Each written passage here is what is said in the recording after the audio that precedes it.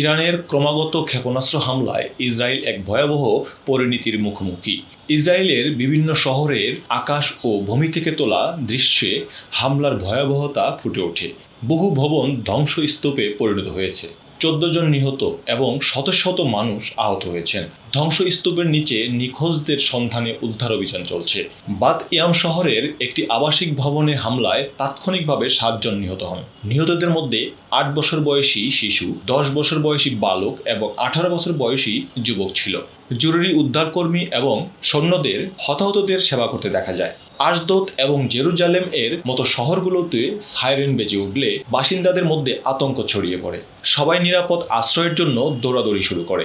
স্থানীয় বাসিন্দারা জানান, বিস্ফোরণে পুরো এলাকা কেঁপে ওঠে। বেঁচে যাওয়া একজন বলেন, আমার ভাই বাবাকে বাঁচাতে গিয়ে বিস্ফোরণে আটকা পড়েন। আরেকজন তার ভয়াবহ অভিজ্ঞতার কথা বলতে গিয়ে বলেন, ভেবেছিলাম এটাই আমার শেষ মুহূর্ত, কারণ পুরো ছাদ আমার মাথার ওপর ধসে পড়েছিল।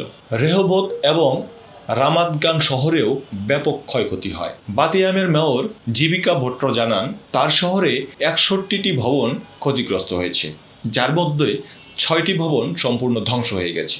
রেহোবোত শহরে 42 জন আহত হন, যাদের মধ্যে 2 জনের অবস্থা আশঙ্কাজনক। আহতদের মধ্যে একজন 1.5 বছর বয়সী শিশু ও তার মাও ছিলেন। জরুরি পরিষেবা সংস্থাগুলো জানায়, পুরনো এলাকাগুলোতে বোম শেল্টারের অভাব থাকায় হতাহতের সংখ্যা বাড়ছে। হাইপার পূর্বে তামরা শহরে ইরানের হামলায় আরও 4 জন নিহত হওয়ার খবর পাওয়া যায়। ইসরায়েলি হোম ফ্রন্ট কমান্ড জনসাধারণকে হামলার স্থানের ভিডিও বা ছবি প্রকাশ না করার জন্য সতর্ক করে। তাদের আশঙ্কা, এই ধরনের তথ্য শত্রুপক্ষকে আরও কার্যকর হামলা চালাতে সাহায্য করতে পারে।